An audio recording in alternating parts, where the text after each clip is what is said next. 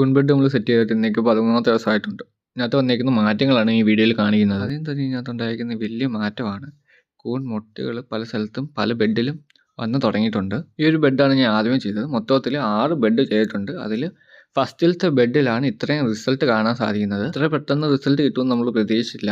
നമുക്ക് ഹൈബ്രിഡ് കൂൺ വിത്തുകളാണ് കിട്ടിയെന്നാണ് തോന്നുന്നത്. നമുക്ക് ഫസ്റ്റിൽ തന്നെ ചെയ്യുന്നുണ്ട്. നമുക്ക് പല സ്ഥലത്തും പരിചയക്കുറവും കാര്യങ്ങളും ഉണ്ടായിട്ടുണ്ട്.